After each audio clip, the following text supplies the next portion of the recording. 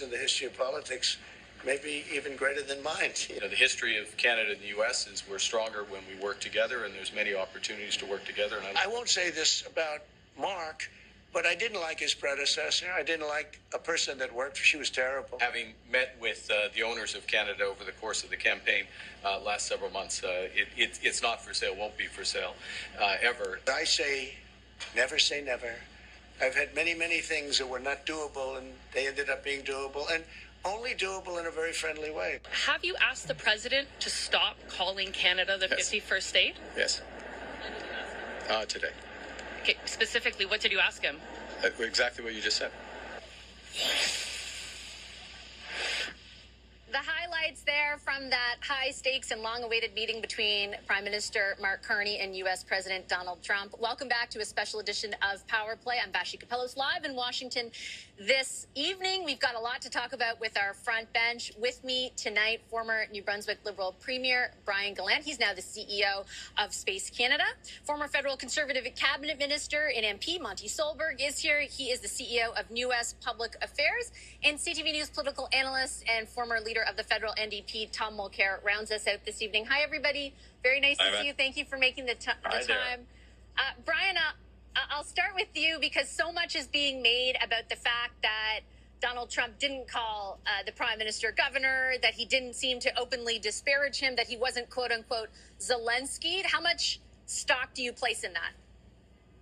The bar is pretty low in terms of judging the president and in the way in which he's being respectful or not towards his visitors. So since the bar is pretty low, there's no question that I think anybody watching would say that went relatively well. Can't stress the word relatively enough, in the sense that the president seemed to be respectful as best as he can be to the prime minister.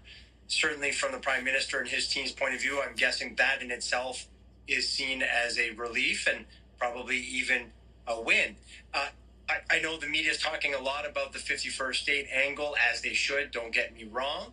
But I watched the scrum, I watched the meeting from the Oval Office, and I think Trump just doesn't want to admit that it's a bad idea. He still wants to put it out there, but he definitely made it, I thought, clear in his thinking today that it takes two to tango, and to quote him, and essentially I think saying that basically if Canada would want that, then the U.S. would be open to it. So it's a bit of a different positioning and posture that he had in the past.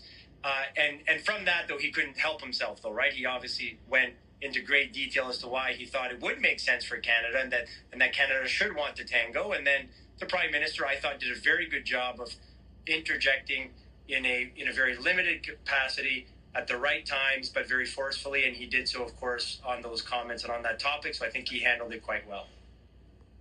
Back, Monty, let's say the sovereignty issue, and we heard there at the end of that clip, the Prime Minister did tell reporters that he asked the President to stop, talking about Canada as the 51st state. Let's say for sake of argument that does become removed. We still face a monumental economic challenge.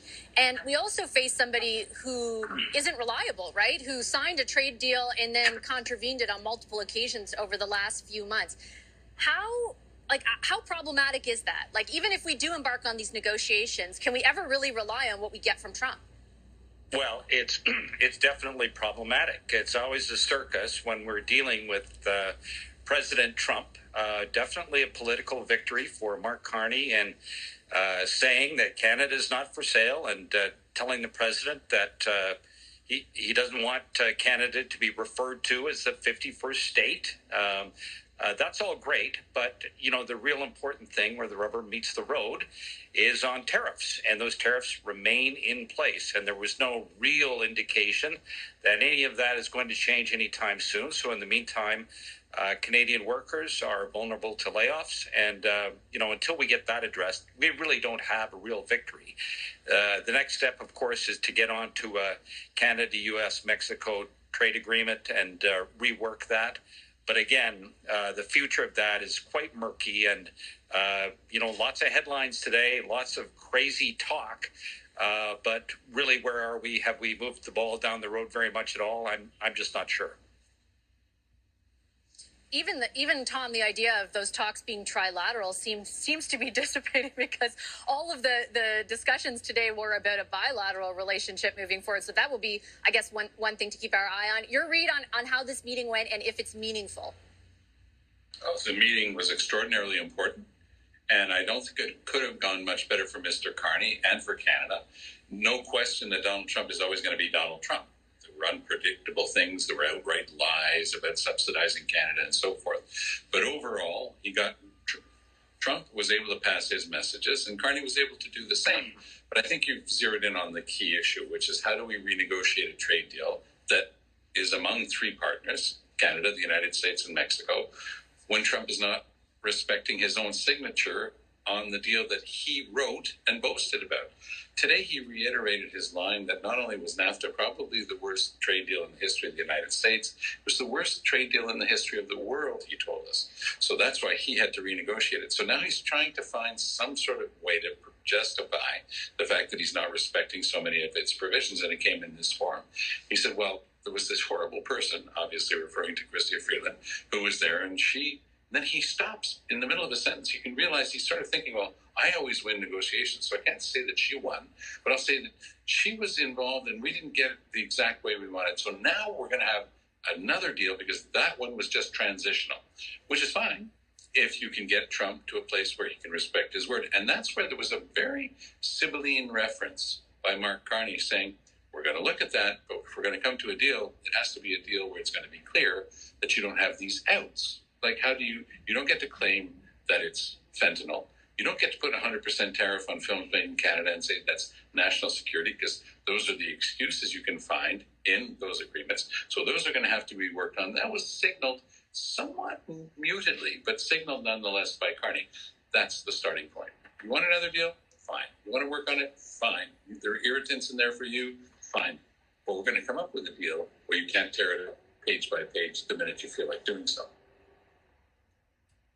I want to ask all three of you about another significant domestic story. Conservative caucus met in Ottawa today just moments ago. I think because you're all waiting patiently, you heard our interview with Andrew Scheer, who is a former leader of the party and now will act as the, I guess, leader in Parliament. Brian, you know, the last time I think we spoke was very soon after the election, just a week ago. There's been a week since. This is really the first time we're hearing more publicly from Mr. Poilievre. They did vote to adopt the Reform Act, which could potentially include a caucus vote on his leadership. What is your sense of how safe his position as leader of the party is right now?